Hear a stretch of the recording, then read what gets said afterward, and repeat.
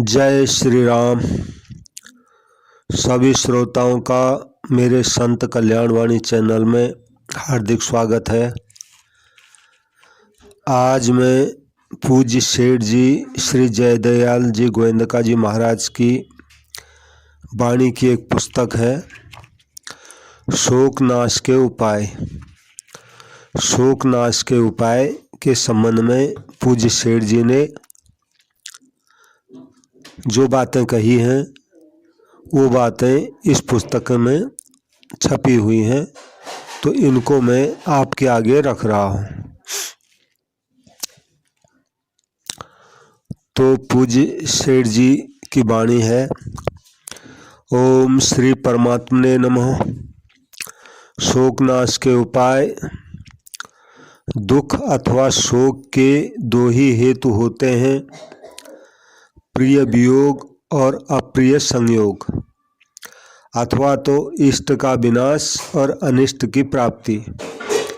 इन्हीं दो हेतुओं से मनुष्य को दुख, शोक, चिंता, भय अथवा व्याकुलता होती है। इन्हीं दो बातों को लेकर सारा संसार दुखी हो रहा है। ऐसा कहा जाए तो अत्युक्त नहीं होगी।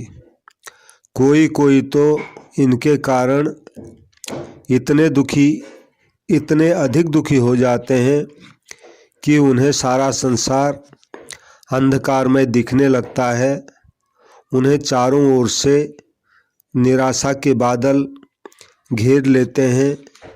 शोक के मारे रात दिन उनकी छाती जला करती है।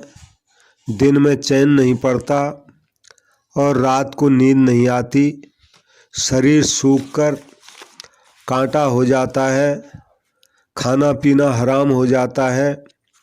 यहाँ तक कि कुछ लोगों को तो जीवन भारी हो जाता है और वे घुल घुल कर शरीर छोड़ देते हैं। कुछ लोग तो और भी आगे बढ़ जाते हैं। वे मूर्खता से विष आदि का प्रयोग करके या जल में डूबकर या फांसी लगाकर अथवा आग में जलकर अपने प्राण त्याग देते हैं।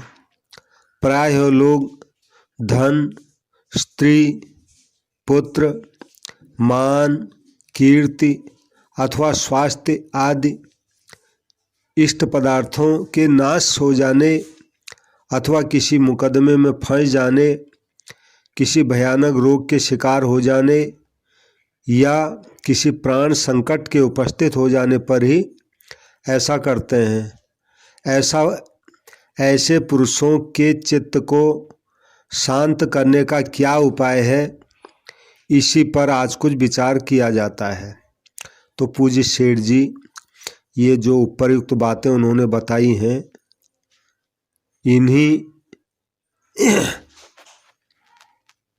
इन्हीं को चित्त में से शांत करने के क्या क्या उपाय हो सकते हैं, इन्हीं पर ही सेठ जी विचार कर रहे हैं।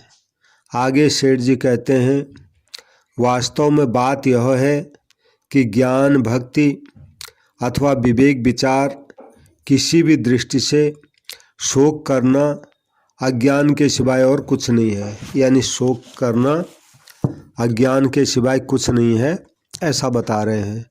अतएव मनुष्य को न तो धन, मकान, जमीन जायदाद आदि जड़ वस्तुओं के लिए और न ही स्त्री, पुत्र आदि चेतन प्राणियों के लिए ही शोक करना चाहिए।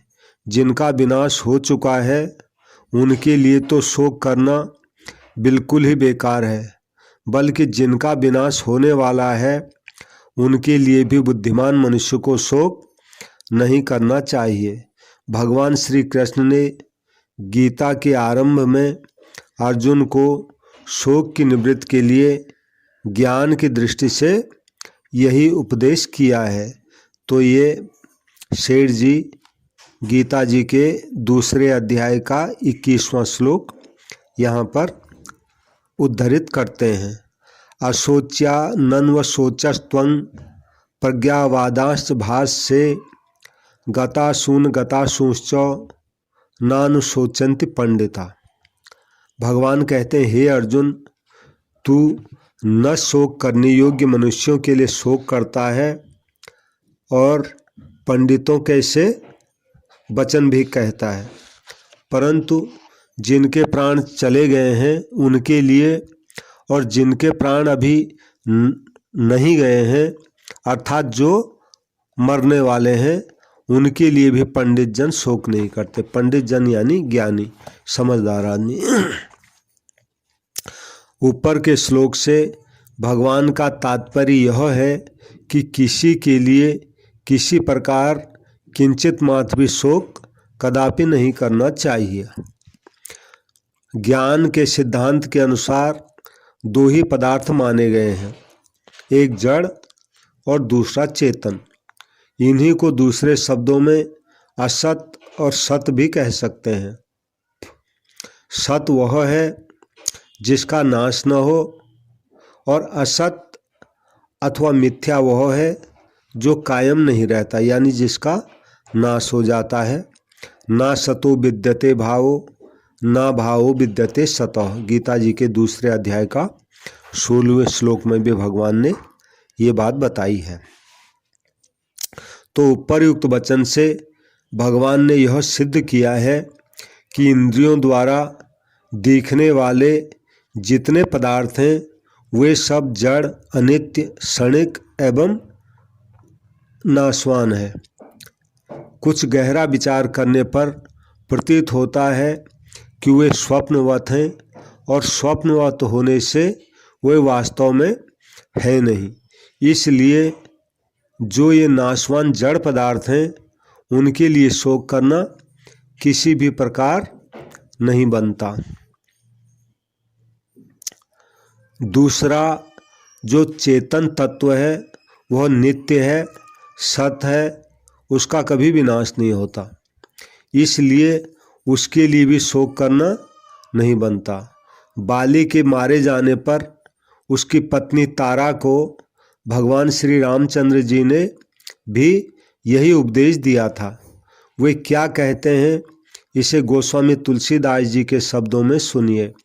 यानी जब भगवान ने बाली को मार दिया तो बाली की पत्नी तारा रोने लग गई, शोक करने लग गई। तो बाली तारा का शोक मिटाने के लिए भगवान राम जी ने जो वहाँ पे कहा तारा को, उनसे संबंधित ये चौपाइयाँ हैं। भगवान ने कहा, काफ़ी प्रसिद्ध ये चौपाई हैं। क्षितिजल पावक गगन समीरा पंच रचित अति अधम शरीरा प्रकट सो तनु तव आगे सोआ जीव नित्य के ही लगे तुम रोवा। भगवान कहते हैं कि तारा, पृथ्वी, जल, अग्नि, आकाश और वायु, इन पांच तत्वों से यह अत्यंत अधम शरीर बना हुआ है। अधम इसलिए कहा, सड़ने गलने वाला है, नाश होने वाला है, नहीं रहने वाला है, इसलिए अधम कहा गया। और वह शरीर तो तुम्हारे सामने पड़ा हुआ है और जो जीव है वो नित्य है, फिर तुम किसके लिए रो रही हो? यानी शरीर तो हमेशा मरने वाला था ही, तो मर गया, क्या फर्क पड़ा? और जो नहीं मरने वाला इसमें था, आत्मा यानी बाली की, वो ज्यों की त्यों रहती है, वो हमेशा थी, है और रहेगी, इसलिए तुम किस लिए रो रही हो? तो सेठ जी कहते हैं ऊपर के वचनों से भी भगवान ने यही दिखलाया है कि शरीर विनाशी है और आत्मा नित्य अविनाशी है, इसलिए दोनों की ही दृष्टि से शोक नहीं करना चाहिए। जो वस्तु विनाशी है, नाश होने के पूर्व भी उसे नष्ट ही समझना चाहिए, क्योंकि वह वस्तु एक न एक दिन अवश्य नष्ट होगी, स्थिर नहीं रहने की। इस प्रकार इष्ट वस्तु के वियोग में शोक नहीं करना चाहिए, यह बात ज्ञान की दृष्टि से बतलाई गई है। इसी प्रकार अनिष्ट की प्राप्ति में भी ज्ञान की दृष्टि से शोक नहीं बनता। इस बात को स्वप्न के दृष्टांत से समझाया जाता है। स्वप्न में किसी को कोई रोग हो जाए, कैद या बंधन हो जाए, अथवा जल उपलावन आदि कोई अन्य संकट उपस्थित हो जाए, या बाघ भालू सर्पादि से भय प्राप्त हो, तो नेत्र खुलने पर उस अनिष्ट की सत्ता नहीं रहती। जब नेत्र खुलने पर जागृत में उस वस्तु की सत्ता नहीं रहती, तब विचार से ऐसा समझ में आता है कि स्वप्न के समय भी उसका अभाव ही था। अज्ञान के कारण निद्रा दोष से बिना हुए ही उसकी प्रतीति हुई थी, जिसके कारण उस स्वप्न का देखने वाला दुखी हो गया था। उपर्युक्त स्वप्न के दृष्टांत से यह मानना चाहिए कि यदि जागृत में हमें अपने मन के प्रतिकूल किसी अनिष्ट वस्तु की प्राप्ति होती है, तो वह वास्तव में असत्य है, क्योंकि कुछ समय के बाद उस वस्तु का अभाव हो जाता है, और जिस वस्तु का अभाव हो जाता है वह वास्तव में है ही नहीं, केवल प्रतीति होती है। ज्ञान होने के उत्तर काल में तो इस दृश्य जगत का अत्यंत अभाव हो जाता है। ऐसा समझकर विवेकी पुरुष को अनिष्ट की प्राप्ति में भी शोक नहीं करना चाहिए। ऊपर ज्ञान की दृष्टि से इष्ट वस्तु के विनाश और अनिष्ट के संयोग में शोक करने का अनौचित्य बतलाया। अब भक्ति की दृष्टि से शोक करने की अनावश्यकता बतलाते हैं। अब कह रहे हैं, अब मैं भक्ति की दृष्टि से भी शोक नहीं करना चाहिए, ये बताता हूँ।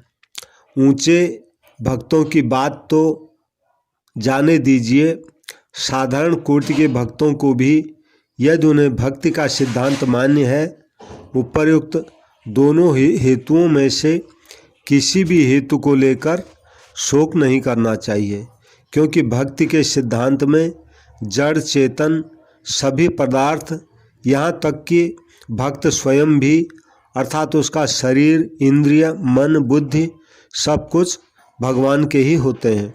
ऐसी स्थिति में यदि किसी का पुत्र मर गया, स्त्री जाती रही, पति मर गया, धन नष्ट हो गया, इज्जत आबरू चली गई, पैठ मारी गई, तो उसे ऐसा समझना चाहिए कि वह वस्तु कहीं गई नहीं, क्योंकि जब सब कुछ भगवान का है और भगवान ही सर्वव्यापी हैं, वे सब जगह है, सब काल में है, तो तब जो वस्तु हमसे छिन जाती है वह भगवान के राज्य को छोड़कर कहीं अन्यत्र नहीं चली जाती है, भगवान के भंडार में रहती है।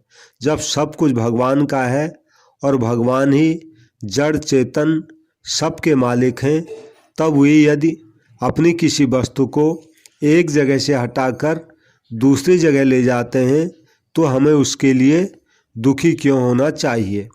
इसी बात को दृष्टांत के द्वारा समझाने की चेष्टा की जाती है। अब सेठ जी इन्हीं बातों को दृष्टांत दे करके समझाने का प्रयास कर रहे हैं। एक सेठ की कई जगह दुकानें हैं, अथवा सरकारी डाकखाने जगह जगह हैं। यदि सेठ अपनी एक दुकान का माल दूसरी जगह भेजता है, अथवा सरकार यदि एक पोस्ट ऑफिस का रुपया दूसरे पोस्ट ऑफिस में भेजती है, तो मुनीम को अथवा पोस्ट मास्टर को इसके लिए रोने की अथवा मन मैला करने की क्या आवश्यकता है। यदि वे ऐसा करते हैं तो यह उनकी सरासर मूर्खता एवं अन्याय है। मालिक की खुशी है, वह अपनी चीज चाहे जहाँ रखे। सच्चा भक्त अथवा नौकर तो वह है जो मालिक जैसा कहे वैसा करे, मालिक की राजी में राजी रहे। इसके विपरीत जो नौकर मालिक की चीज़ को मालिक के मांगने पर देने में आनाकानी करता है अथवा दुखी होता है, वह सच्चा नौकर नहीं, वह तो नमक हराम है। मुनीम दुकान के माल को और पोस्टमास्टर डाक खाने के खजाने को अपना समझने लगे और बदनीयती से अपने ही पास रखना चाहे तो वह दंड का पात्र होता है। इसी प्रकार जो मनुष्य भगवान की चीज़ को अपनी मानकर भगवान के मांगने पर देने में आनाकानी करता है अथवा मन मैला करता है, वह बेईमान है, वह भक्त नहीं है। भक्त को तो प्रभु के विधान में सदा संतुष्ट रहना चाहिए। भगवान की प्रत्येक क्रिया निर्भ्रांत एवं हित से भरी हुई है। निर्भ्रांत का मतलब है उसमें भ्रांति की, वहम की कोई जगह नहीं है। भगवान ने जो किया है वो सब ठीक ही किया है, यह मतलब हुआ है।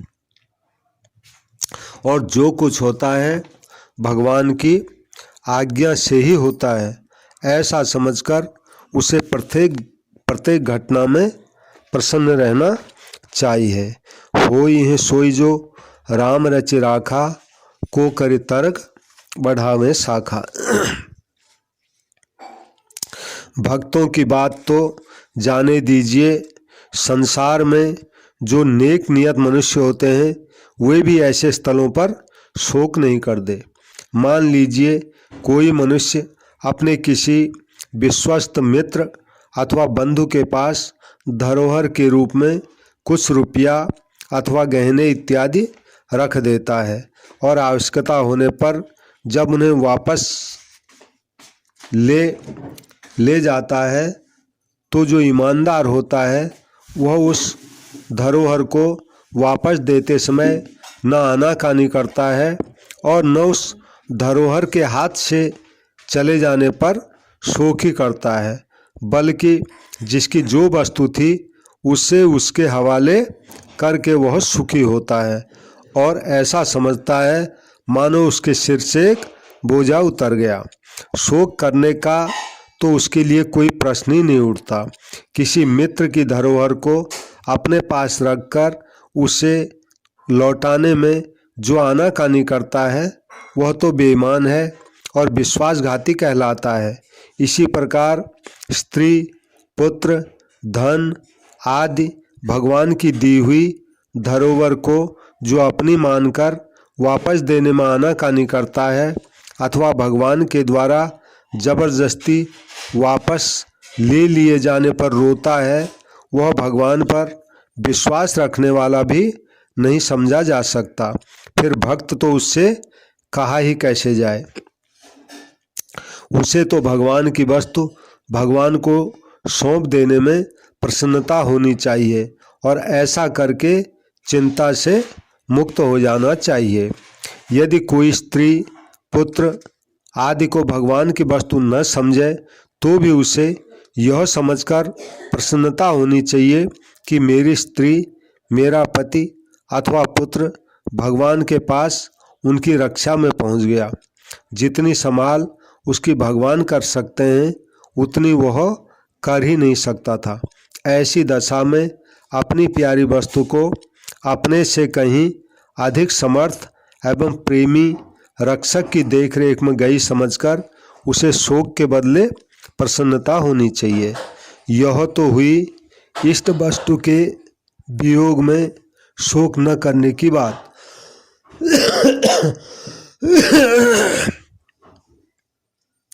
तो सेठ जी कहते हैं यह तो हुई इष्ट वस्तु के वियोग में शोक न करने की बात। अब इसी प्रकार अनिष्ट की प्राप्ति में भी भक्तों को शोक नहीं करना चाहिए। यह बात आगे समझाई जाती है। जो कुछ भी अनिष्ट हमें प्राप्त होता है, अनिष्ट का मतलब जो हम नहीं चाहते वो प्राप्त हो जाता है, यानी कोई दुर्घटना घट जाती है जो हम नहीं चाहते, वो अनिष्ट कहलाता है। तो प्रभु की आज्ञा से ही प्राप्त होता है।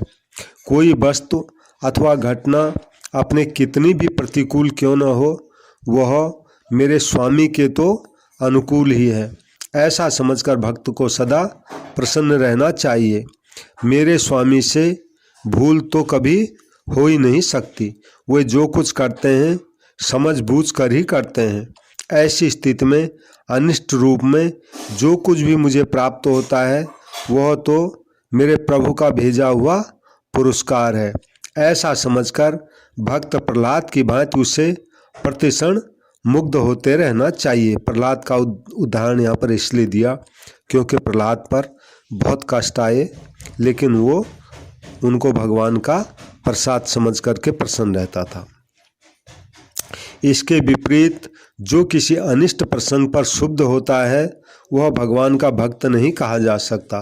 भक्त को तो ऐसा मानना चाहिए कि जो कुछ भगवान करते हैं हमारे हित के लिए ही करते हैं। हम अज्ञानतावश उसे समझ नहीं पाते। जिसको हम अनिष्ट समझते हैं थोड़ा भीतर प्रवेश करने पर हमें मालूम होगा कि यह तो वास्तव में हमारे लिए परमानंद का विषय है। अनिष्ट कहलाने वाले प्रसंगों से थोड़ा सा भी विचार करने पर हमें निम्नलिखित लाभ प्रत्यक्ष दिखाई देंगे। इनके अतिरिक्त न मालूम कितने लाभ भगवान की उन मन को प्रतिकूल लगने वाली क्रियाओं से हमें होते हैं, उनका हम अंदाजा नहीं लगा सकते। तो सेठ जी अब गिनती करके बताते हैं। पहली बात तो यह है कि हमें अपने मन के प्रतिकूल जिस दुखदायक पदार्थ की प्राप्ति होती है वह हमारे ही किसी पूर्वकृत अपराध का फल है, क्योंकि भगवान के राज्य में बिना अपराध किसी को दंड नहीं मिल सकता। इस प्रकार हम हमारे अपराधों का दंड देकर भगवान हमें पाप मुक्त करते हैं, शुद्ध करते हैं।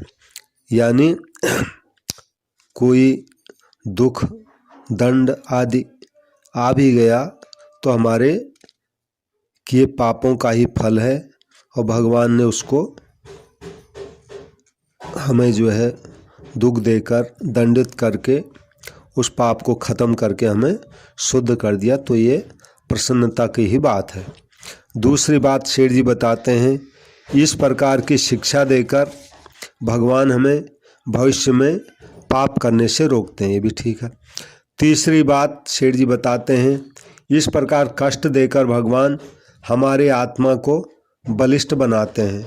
आग में तपाने से जैसे सोना निखर उठता है यानी चमक उठता है, उसी प्रकार कष्ट सहने से आत्मा शुद्ध और बलिष्ठ होता है। ये सबका अनुभव है। चौथी बात बताते हैं, कभी कभी हम लोग अपनी भक्ति का झूठा अभिमान करने लगते हैं और वास्तव में भगवान में जैसा विश्वास होना चाहिए वैसा नहीं होने पर भी अपने को विश्वासी मान बैठते हैं। इसलिए इस प्रकार के कष्ट देकर भगवान हमारी परीक्षा लेते हैं और हमें अपनी असली स्थिति का परिचय कराते हैं तथा हमारा अभिमान भंग करते हैं। पांचवी बात बता रहे हैं, हमारे अपराधों का दंड देकर भगवान अपनी न्यायशीलता सिद्ध करते हैं और हमें चेतावनी देते हैं कि मेरे भजन के सहारे पाप में कभी प्रवृत्त नहीं होना, नहीं तो इस प्रकार का दंड फिर तैयार है। मैं भजन के बल पर पाप करने वालों की रियायत नहीं करता। यानी जो लोग पाप करते हैं और ये सोचते हैं कि भजन कर लेंगे तो पाप मिट जाएगा, भगवान साफ स्पष्ट कहते हैं कि मैं उनकी खबर अच्छी तरह से लेता हूँ। ये मतलब हुआ। छठी बात सेठ जी बता रहे हैं, अंतिम और सबसे बड़ा लाभ यह है कि कष्ट में हमें भगवान याद आते हैं। हम लोग संसार के तुच्छ नाशवान भोगों के पीछे भगवान को भूले रहते हैं, इसलिए बीच बीच में कष्ट देकर भगवान हमें चेतावनी देते रहते हैं कि मुझे भूलो मत, नहीं तो बड़ी दुर्दशा होगी। यह मनुष्य शरीर भोगों के लिए नहीं मिला है, मुझे प्राप्त करने के लिए मिला है, इसलिए इसे व्यर्थ के कामों में मत लगाओ। तो सेठ जी ने ये 6 बातें बताई जो प्रतिकूलता में आने पर भी हमें संतोष का भरोसा देते हैं।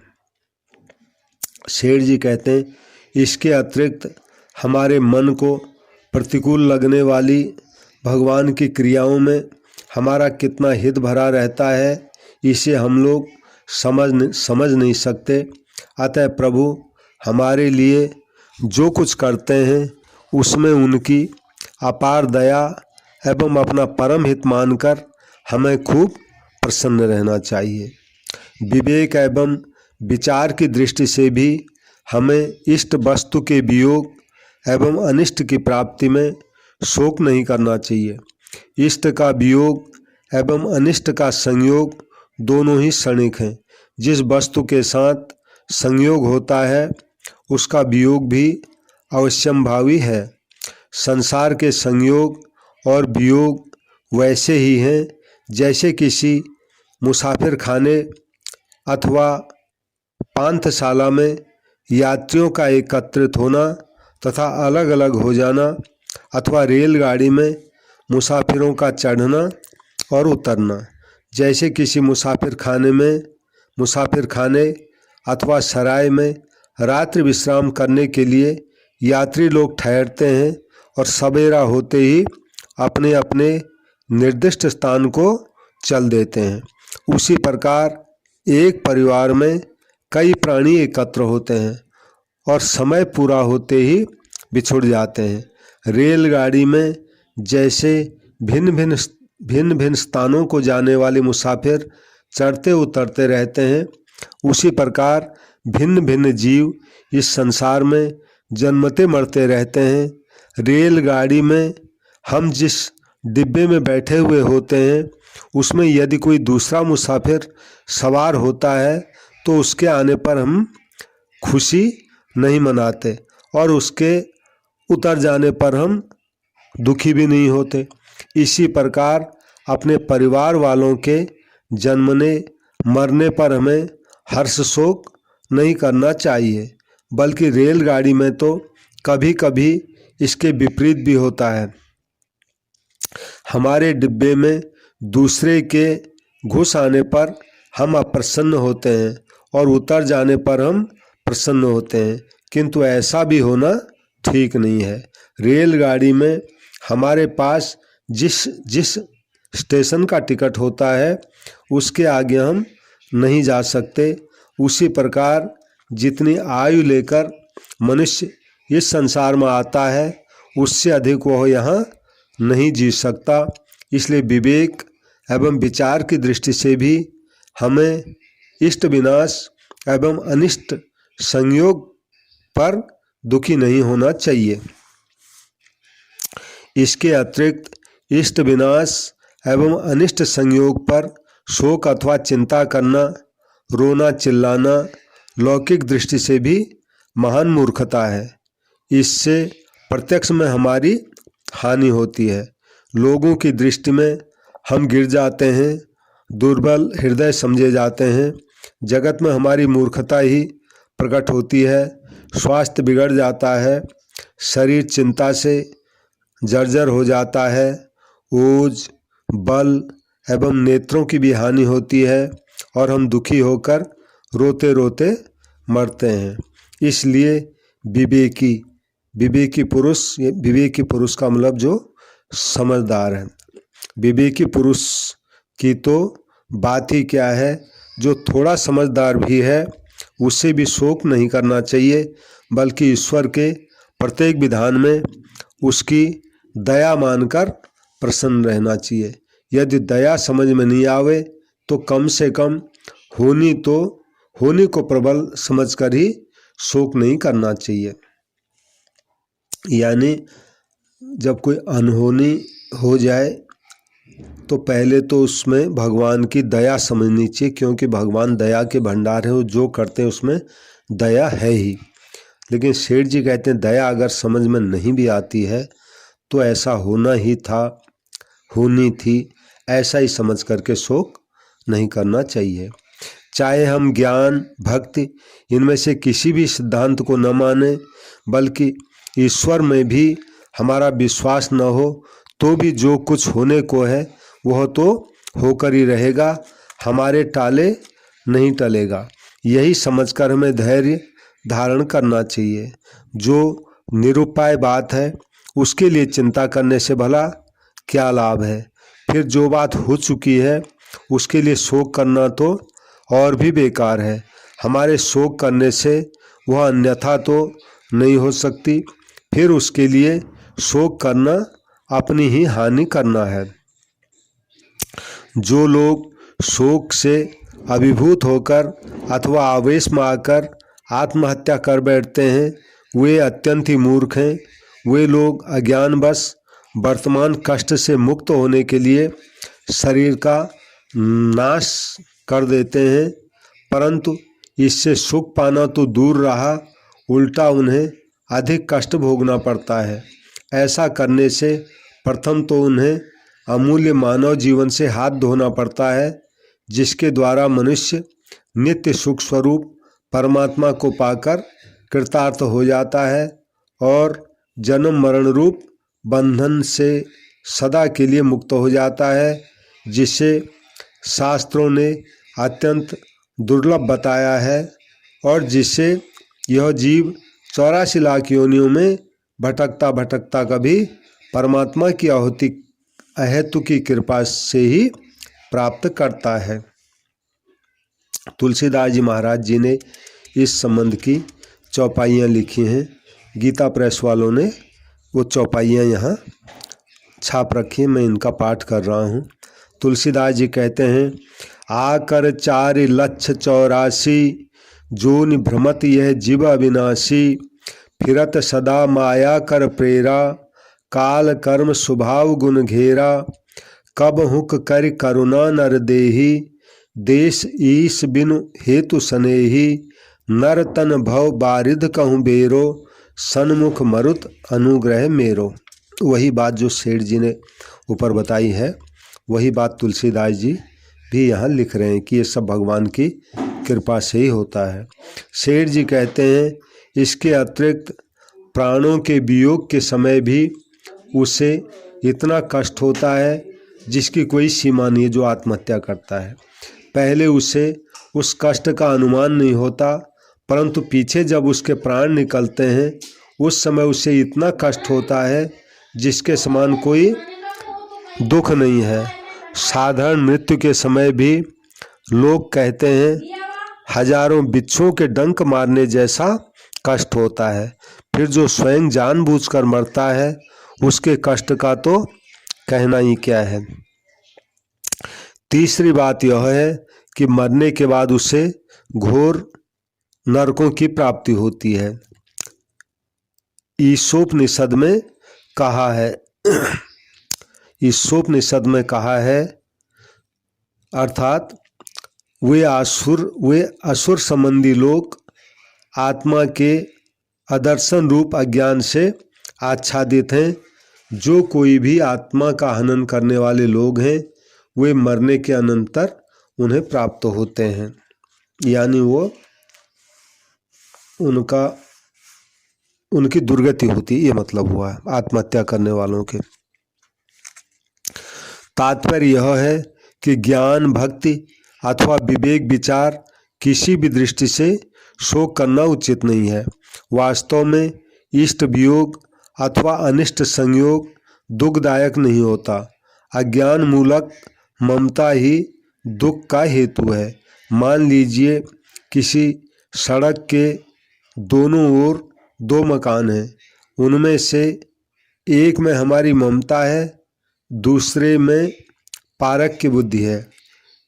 जिसमें ममता नहीं है उस पर यदि कोई आपत्ति आती है, कोई उसे तोड़ता है अथवा उसमें आग लग जाती है तो हमें दुख नहीं होता, किंतु जिसमें हमारी ममता है उसकी यदि कोई एक ईंट भी निकालता है तो हमें ऐसा दुख होता है मानो हमारे शरीर को ही कोई नोचता हो। कुछ दिन बाद उसी मकान को हम पूरा मूल्य लेकर बेच डालते हैं। उसके बाद यदि कोई उसको भी तोड़ता है अथवा उसमें आग लगाता है तो हम खड़े खड़े हंसते हैं, हमें दुख नहीं होता। इससे यह सिद्ध होता है कि मकान का टूटना या नष्ट होना दुखदायी नहीं है, उसमें जो हमारी ममता है वही दुख का हेतु है। इसी प्रकार अज्ञानी जीव संसार में यह मेरी स्त्री है, यह मेरा पुत्र है, यह मेरी जमीन है, यह मेरी संपत्ति है, यह मेरा शरीर है, इस प्रकार ममता कर लेता है। ममता यानी मेरापन, और फिर उनके विनाश से दुखी होता है। अतः ममता का नाश ही दुख नाश का उपाय है, और ममता के नाश के लिए दो ही उपाय हैं। पहला, ज्ञानी महात्माओं के संग से ज्ञान प्राप्त कर ममता के मूल अज्ञान का नाश करना, अथवा ईश्वर की भक्ति करके उनकी कृपा से अज्ञान का नाश करना। यानी ममता की जो जड़ है वह ज्ञान है, तो चाहे ज्ञान प्राप्ति से अज्ञान का नाश किया जाए अथवा भगवान की भक्ति करके अज्ञान का नाश किया जाए, तो अज्ञान का नाश हो जाए तो ममता का नाश फिर हो ही जाएगा। गीता में भी दुख नाश और परम शांति प्राप्ति करने के दो ही उपाय बतलाए हैं। चौथे अध्याय का 34वां श्लोक है, तद विद्य प्रणिपातेन परिप्रश्नेन सेवया उपदेक्षन्ति ते ज्ञानं ज्ञानिनस् तत्व दर्शिनो। भगवान कहते हैं, अर्जुन उस ज्ञान को तू समझ, स्तोत्रीय ब्रह्मनिष्ठ आचार्य के पास जाकर उनको भली भांति दंडवत प्रणाम करने से, उनकी सेवा करने से और कपट छोड़कर सरलता पूर्वक प्रश्न करने से परमात्मा तत्व को भली भांति जानने वाले वे ज्ञानी महात्मा तुझे उस तत्व ज्ञान का उपदेश करेंगे। ये बताया ज्ञान से अज्ञान मिटाने वाला ये श्लोक है। आप जो है भक्ति की बात बता रहे हैं अगले श्लोक में। चौथे अध्याय का 39वां श्लोक है। भगवान कहते हैं, श्रद्धा वा लभते ज्ञानं तत्परः संयतेन्द्रियः ज्ञानं लब्ध्वा परां शांतिं अचिरेणाधिगच्छति। भगवान कहते हैं, अर्जुन जितेंद्रिय, साधन पारायण और श्रद्धावान मनुष्य ज्ञान को प्राप्त होता है तथा ज्ञान को प्राप्त होकर वह बिना विलंब के तत्काल ही भगवत प्राप्ति रूप परम शांति को प्राप्त हो जाता है। यानी इसमें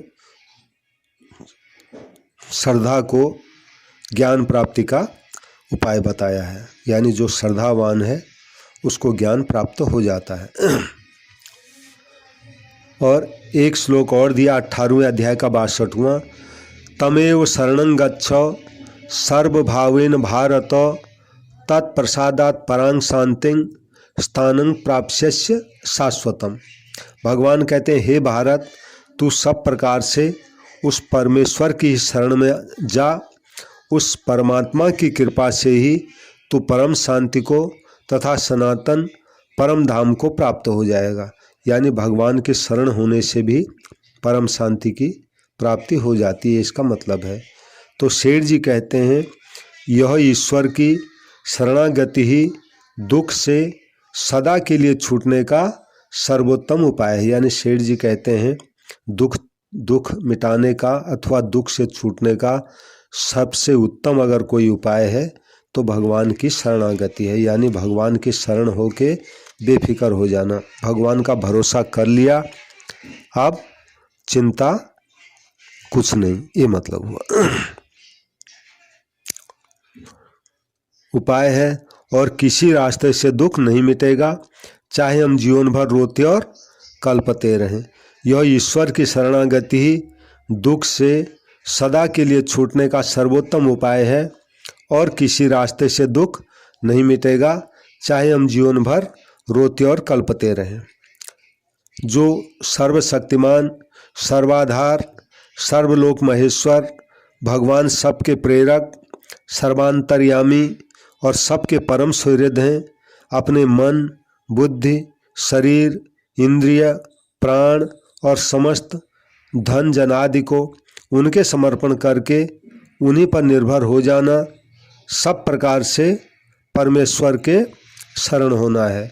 अर्थात बुद्धि के द्वारा भगवान के गुण, प्रभाव, तत्व और स्वरूप का श्रद्धापूर्वक निश्चय करके भगवान को ही परम प्राप्य, परम गति, परम आश्रय और सर्वस्व समझना, उनको अपना एकमात्र स्वामी, भर्ता, प्रेरक, रक्षक और परम हितैषी मानकर सब प्रकार से उन पर निर्भर और निर्भय हो जाना तथा सब कुछ भगवान का समझकर और भगवान को सर्वव्यापी जानकर समस्त कर्मों में ममता, अभिमान, आसक्ति और कामना का त्याग करके भगवान के आज्ञानुसार अपने कर्मों द्वारा समस्त प्राणियों के हृदय में स्थित परमेश्वर की सेवा करना।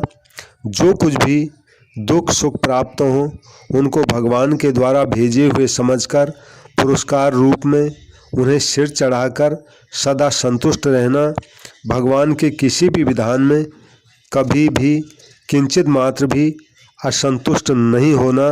मान, बड़ाई, प्रतिष्ठा का त्याग करके भगवान के सिवाय किसी भी सांसारिक वस्तु में ममता और आसक्ति नहीं रखना। अतिशय श्रद्धा और अनन्य प्रेम पूर्वक भगवान के गुण, प्रभाव, लीला, तत्व, नाम और स्वरूप का नित्य निरंतर चिंतन करते रहना।